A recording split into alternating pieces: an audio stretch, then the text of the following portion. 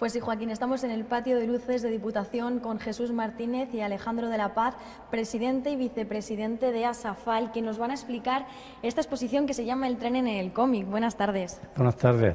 Cuéntanos, Jesús, ¿cómo se os ocurre esta idea? Pues esta idea estábamos acariciándola desde hace 20 años, de hacer esta exposición. Y han ido surgiendo otras cosas quizás más fáciles de hacer y entonces pues esto se iba quedando siempre en el cajón hasta que Alejandro apareció en el horizonte de ASAFAL y Alejandro es un gran fotógrafo, un gran maquetista, que es el que ha maquetado todo lo que estáis viendo aquí, todo lo que se ve.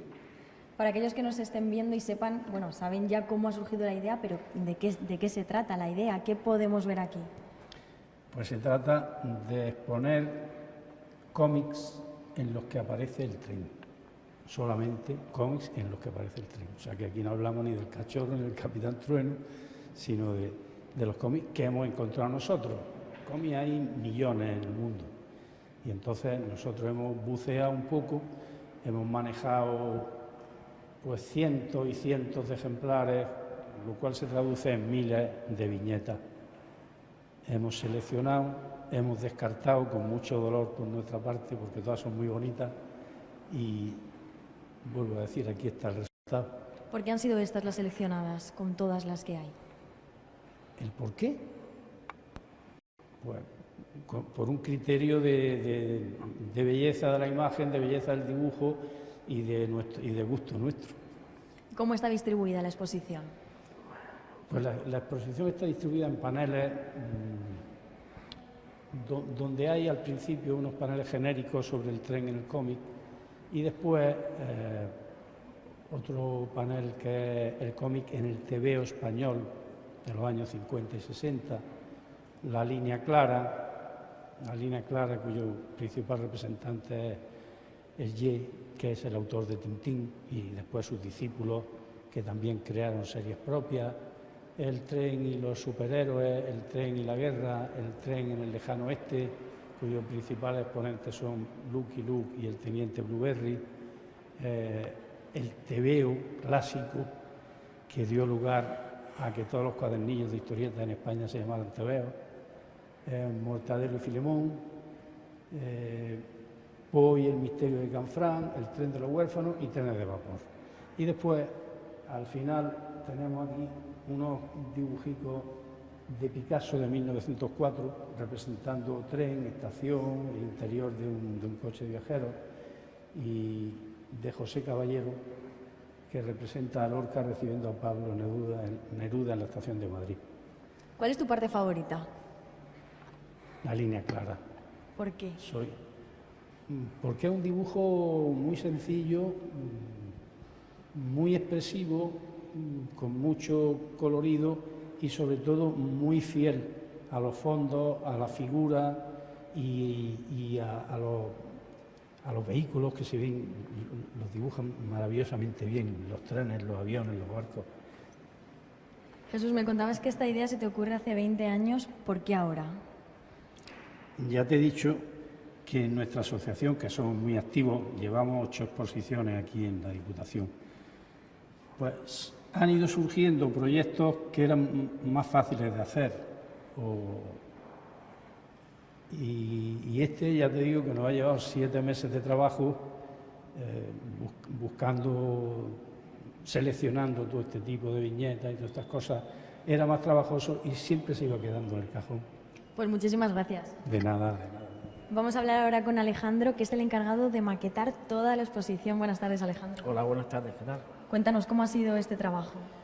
Bueno, pues como ha dicho Jesús antes, corrijo a Jesús, son más de 7 meses, alrededor de casi 8. Y bueno, los paneles se componen de 23 paneles grandes, de 1,30 por 90 centímetros, y 12 pequeñitos que, bueno, son también viñetas de diferentes tipos de cómics. La elaboración de los paneles, pues, ha sido bastante ardua, porque sobre todo ha sido una selección muy compleja, porque han sido cientos de viñetas. El escaneo ha sido bastante duro también, porque hay que escanear a muy alta resolución para que tengan una cierta calidad a la hora de ampliar, ¿no?, el tema de los paneles.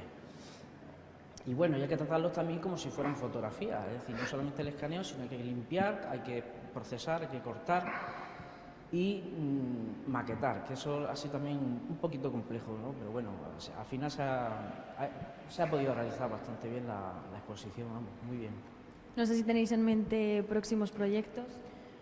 Bueno, para finales de año a lo mejor tenemos alguna sorpresa en nuestra asociación, en ASAFAL, en nuestra sede, que posiblemente se haga un día de puerta abierta, en conmemoración con el 125 aniversario de la estación de Almería. Bueno, El año, claro.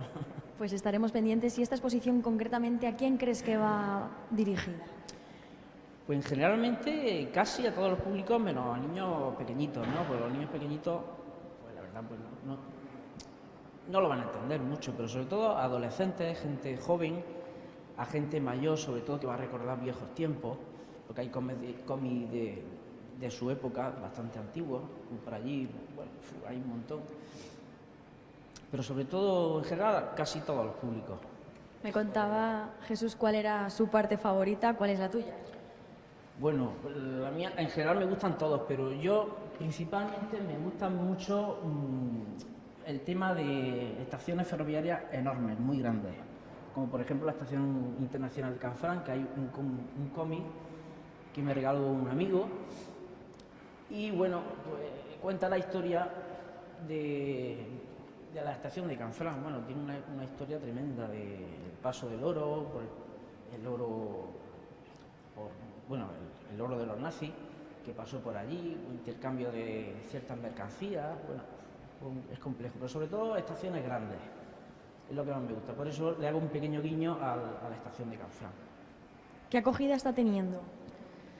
Pues creo que bastante bien, porque los dísticos y los separapáginas se lo están llevando rápidamente, señal de que hay visitas, bastante visitas. ¿Y qué esperáis con esta exposición? ¿Qué esperamos? Porque guste muchísimo a la gente y que se pueda exponer en otros sitios, porque merece la pena un gran trabajo que hemos hecho y creo que es único aquí en Almería.